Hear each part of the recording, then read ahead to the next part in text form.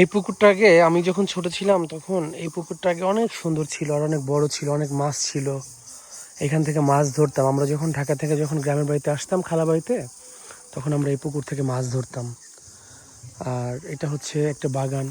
এই বাগানে আমরা ছোটবেলায় আইসা, এখানে আগে অনেক ডাব গাছ ছিল, অনেক নারকেল গাছ ছিল। এই যে নারকেল গাছগুলো, এই যে আমার যে খালাতো ভাই আছে সাদ্দাম ভাই, উনি গাছে উঠে উঠে আমাদেরকে ডাব পায়রা খাওয়াইতো ছোটবেলা, আমার কথা মনে আছে। এই বাগানের মধ্যেই অনেক নারকেল গাছ ছিল, আছে এখন। এই যে এই একটা নারকেল গাছ, ওই একটা নারকেল গাছ, এরপরে এই যে একটা নারকেল গাছ। এই বাগানের মধ্যে বসে বসে এই নারকেল থেকে নারকেল ডাব পাড়তো, ডাব পাড়ার পরে আমরা এইখানে কাইটা কাইটা খাইতাম। আজকে কত বড় হয়ে গেছে, চিন্তা করা যায় ছোটবেলার দিনগুলি কত সুন্দর ছিল, কত মজার ছিল।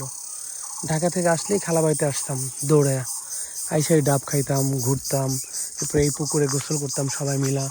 তার ওই পাশে আছে একটা খাল আছে, সেই খালের মধ্যেও গোসল করতাম আমরা। এই রাস্তার ওই পাশে একটা খাল আছে, খালের মধ্যেও গোসল করতাম।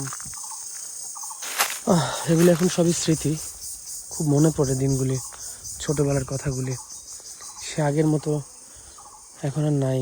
খালু ছিল, খালু বাইচা ছিল, খালু অনেক আদর করতো। এরপরে এইখানে ওনাদের ধানের নাড়া ছিল, এখানে বড় বড় নাড়া ছিল ছোটবেলায়, এখানে নাড়া ছিল। এরপরে এরপরে নাড়া দিয়ে আর কি, যে ঘরগুলি আর কি বেসিক্যালি এগুলি। এরপরে আমরা এইখানে একটা বড় একটা গাছ ছিল, সিরাজ গাছ ছিল, ওটা নাই, ওটা কেটে ফেলছে মনে হয়। এইটা এমন ছিল না, এই বাড়িটা এমন ছিল না, এখানে টিনের এগুলি ছিল না।